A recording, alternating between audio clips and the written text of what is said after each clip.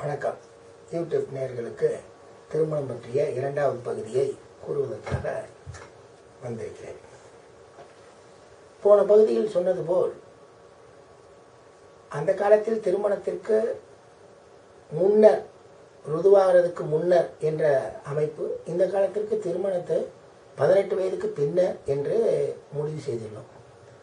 உண்மையில் இந்த காலத்துக்கு 18 வயதுக்கு பின்னர் திருமணம் செய்யலாம் என்ற அமைப்பு இருப்பதனாலேயே இந்த பெண்ணுக்கும் ஆணுக்கும் வரன் தேடுபவர்கள் ஒரு முடிவுக்கு வராமலே தங்களுடைய பெண்ணுக்கும் தங்களுடைய மகனுக்கும் வயதை அதிகரித்து கொண்டே போகிறார்கள். இதற்கு ஜோதிடத்தில் உள்ள ஜாதக பொருத்தம் மட்டும் காரணம் அல்ல. ஏனெனில் இவர்கள் கொண்டு வந்து கொடுக்கின்ற ஜாதகங்களை பொருத்தம் இருக்கும் என்று சொன்னால் கூட அவர்கள் பல்வேறு பொருத்தங்களை பார்த்த பின்னர் தான் திருமணத்திற்கே சம்மதிப்பார்கள். அவர்களுக்கு திருமணத்தில் வேறு பல அமைப்புகள் சரியாக வந்துவிட்டால் ஜாதகத்தை பற்றின சிந்தனைக்கே வரமாட்டார்கள். அது இருக்கிறது, அது எதையாவது சொல்லிக்கொண்டே இருப்பார்கள். நாங்கள் அதை பார்த்துக் கொள்கிறோம், கல்யாணத்தை பேசி முடிப்போம் என்று முடித்து விடுவார்கள். உண்மையில் நம்முடைய முன்னோர்கள் ஜாதகம் பார்த்து திருமணம் செய்தார்களா என்று கேட்டால், உண்மையில் நாங்கள் ஆய்வாளர்கள், ஆராய்ச்சியாளர்கள். எங்களை உண்மையில் அது கேள்வி எங்கள் முன் வைத்தால் இல்லை என்று தான் அதற்கு பதில் சொல்ல வேண்டும். ஏனெனில் ஜாதகம் எழுதுவதற்கு உண்டான அமைப்பே இல்லாமல் இருக்கும் பொழுது எவ்வாறு ஜாதகத்தை எழுதி அதற்கு திருமண பொருத்தம் என்று பார்த்து திருமணம் செய்திருப்பார்கள்? நன்றாக யோசிக்க வேண்டும். பிருகத் ஜாதகமோ, சாராவளியோ, ஸ்ரீபதி பத்ததியோ, ஜாதகாபரணமோ, பலதீபிகையோ சொல்லக்கூடிய பல்வேறு பழைய நூல்கள் எதிலையுமே திருமண பொருத்தங்கிற பகுதியை பார்க்கவே முடியாது. பராசர ஓரா சாஸ்திராலையும் பார்க்க முடியாது. ஏன்? அவர்கள் மானுட வாழ்வில் மனிதருக்கு உண்டான எதிர்கால பலன்களை திட்டமிட்டார்களே தவிர, எதிர்கால பலன்கள் இவ்வாறு தான் நடக்கும் என்று கூறினார்களே தவிர, அவர்கள் இவ்வாறு திருமணம் செய்தால் இவ்வாறு அவர்களுடைய வாழ்வியல் அமைப்பு மாற்றமடைந்து நன்றாக வருவார் என்று எங்குமே கூறப்படவில்லை. எனும் பொழுது பலனாக சொல்லப்படாத விஷயத்தை இங்கு இவர்கள் என்ன சொல்கிறார்கள்? திருமணம் என்கின்ற அமைப்பில் திருமண பொருத்தம் நாம நட்சத்திரத்தின் அடிப்படையில் இருந்தாலே போதுமானதாக இருக்கின்ற பொழுது, தற்காலத்தில் அவை பிறந்த நட்சத்திர பலன்கள் பிறந்த நட்சத்திரத்துக்கு பார்க்கப்படுகிறது. அதைவிட இன்னும் அதிகமாக ஜாதக பொருத்தம் என்கிற அடிப்படை. உண்மையை சொல்ல வேண்டும் என்றால், ஜாதக பொருத்தத்துக்கு இன்று வரை யாருமே விதிகளை எழுதி வைக்கவில்லை.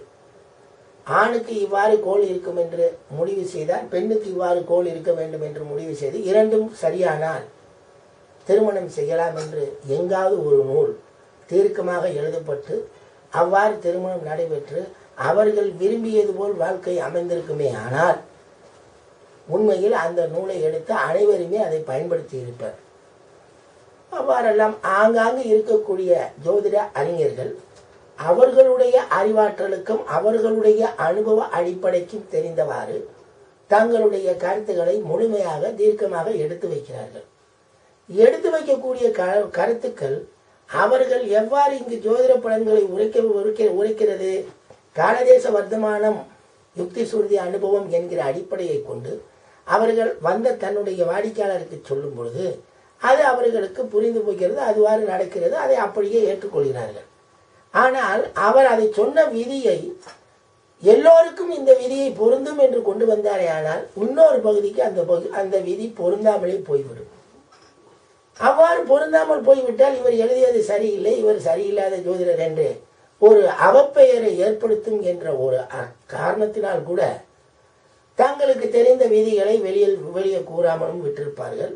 அல்லது தனக்கு தெரிந்த விதி இந்த பகுதிகளுக்குத்தான் இருக்கும் என்று சொல்லியும் அவர்கள் வெளியிட முன் வரலாம்.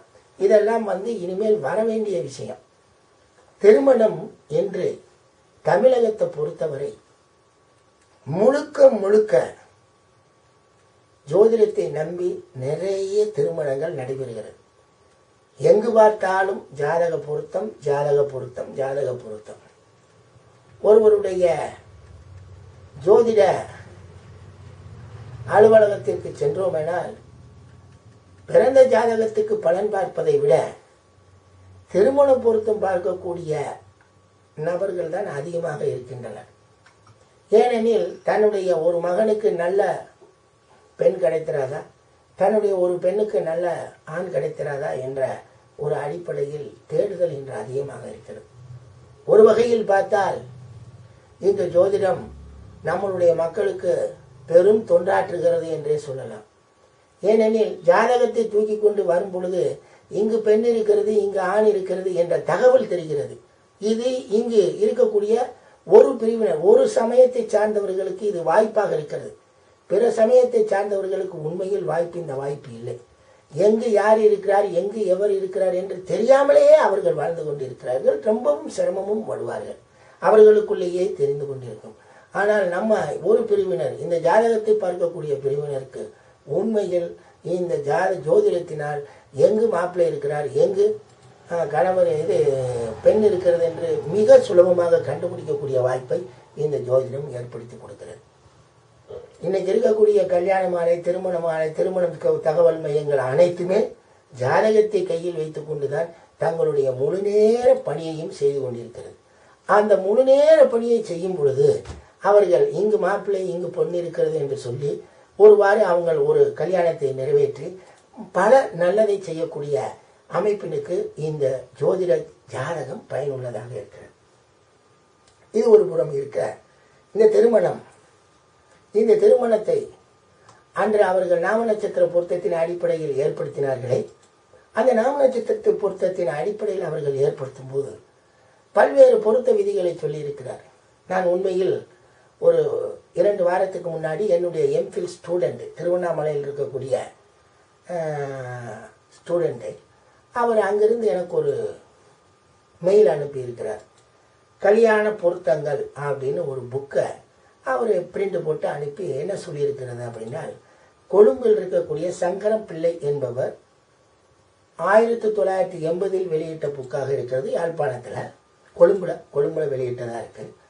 அதில் என்ன சொல்றாரு என்றால், இந்த 10 பொருத்த அமைப்பினருமே இதில் எது எது சரியா வருகிறது, என்ன முன்னுக்கு பின் எத்தனை முரண்பாடாக இருக்கிறது, இதில் எது தேவை எது தேவையில்லை என்றெல்லாம் கூறியிருக்கிறார்.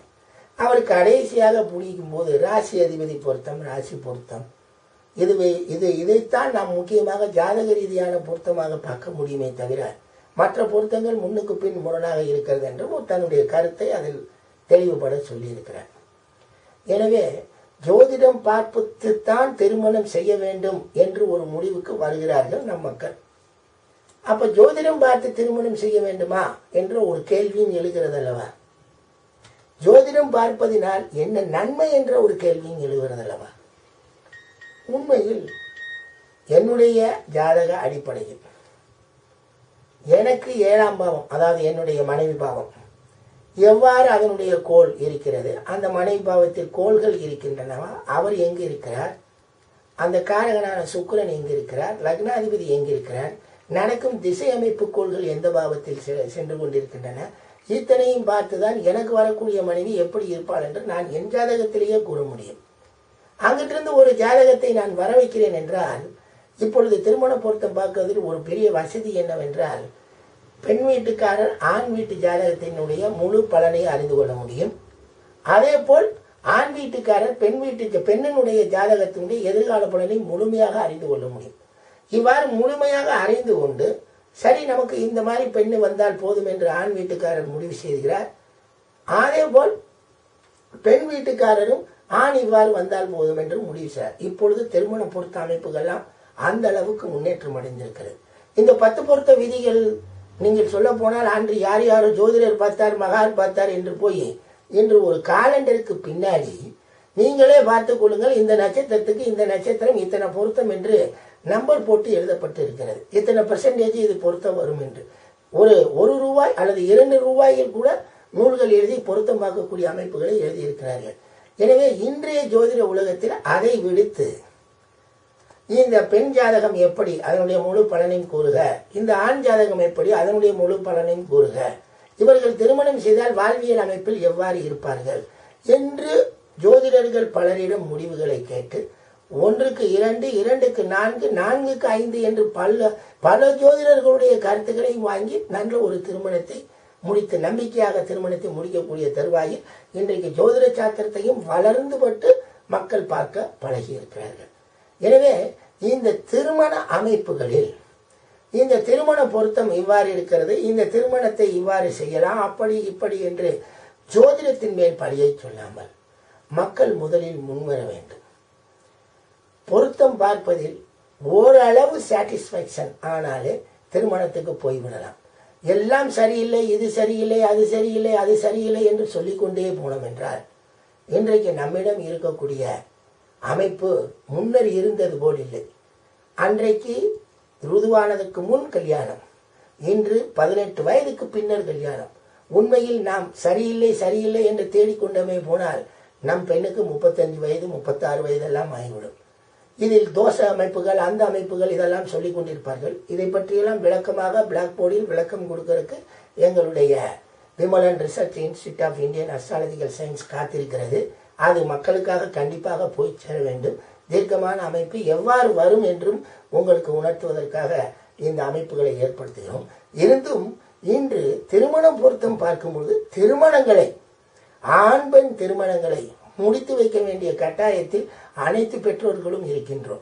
தயவு செய்து ஓரளவு முடிவு செய்து சட்டு என்று திருமணத்தை நடத்துவீர்களானால் உண்மையில் எந்த ஒரு அமைப்புமே, அதாவது வருத்தங்களோ சங்கடங்களோ இல்லாமல் திருமணங்கள் நல்லபடியாக இணைந்து முடியும். இந்த திருமண அமைப்பு, இந்த திருமணம் என்பதுக்கு இன்னைக்கு இருக்கக்கூடிய தன்மை என்ன, இந்த திருமணத்தினால் ஏற்படக்கூடிய வருத்தங்கள் துக்கங்கள் சங்கடங்கள் என்னவென்று ஒருவாறு விளக்குவதற்காகத்தான் இந்த தலைப்பை நாங்கள் தேர்ந்தெடுத்தோம். ஏனெனில் மானுட வாழ்வுக்கு மிக மிக இன்றியமையாதது திருமணம். இந்த திருமணம் நாம் பார்த்து செய்வதால் நம் தலையெழுத்தை மாற்றிவிடும் என்று சொல்வதெல்லாம் ஏற்புடையது அல்ல. நம் தலையெழுத்து போல்தான் நம் திருமணமும் நமக்கு அமைகிறது. வாழ்வியலில் எத்தனையோ நிகழ்வுகள் நடந்து கொண்டு போகின்றன. அவை அனைத்துமே நம் விதிவெளியில் சென்று கொண்டிருக்கும் பொழுது திருமணம் மற்றும் நம்மளுடைய மதிவெளியிலா செல்லும்? நிச்சயமாக இல்லை. அதில் தேர்ந்தெடுக்கிறோம்.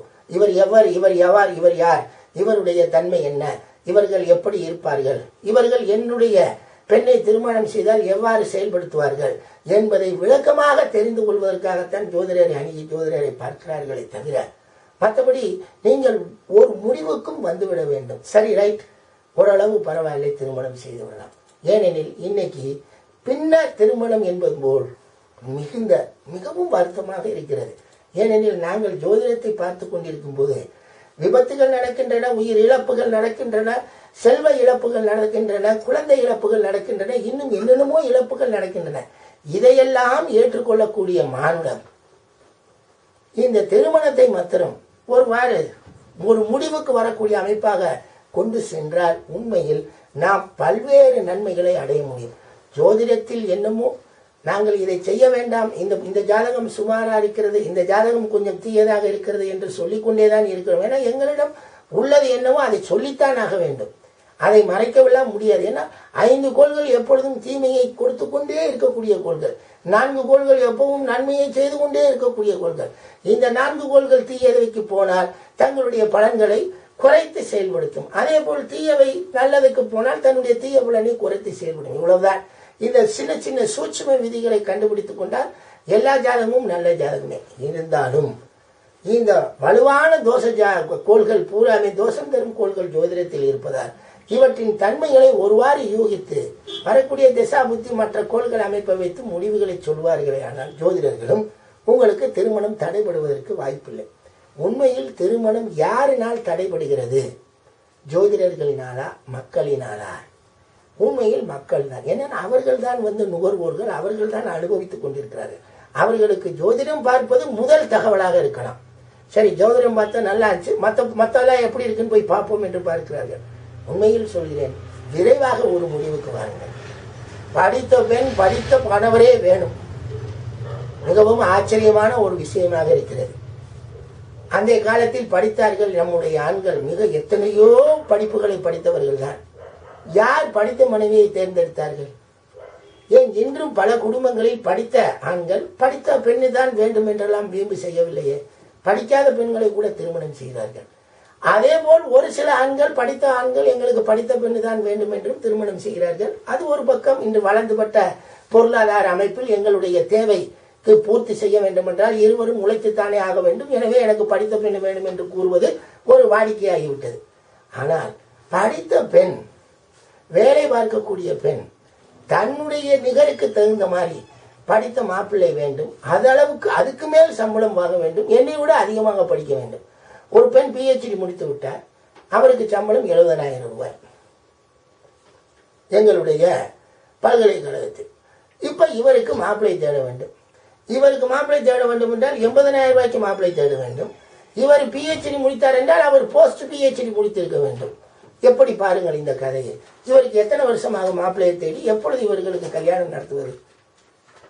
இதுதான் இன்னைக்குள்ள பிரச்சனை. திருமணம் என்பது இரு மனம் சேர்ந்து வாழக்கூடிய அமைப்பாக இருப்பதால் அந்த சின்னஞ்சிறு உள்ளங்களை வேகமாக மன வாழ்க்கைக்கு இணைத்து ஒரு வழியாக எல்லாம் சரியாக விடும். ஒரு திரைப்படத்தில் பார்த்தேன், பார்த்தா அழகாக இருக்காது, பார்க்க பார்க்க அழகாக இருக்கும் என்று ஒரு வசனம் வருகிறது.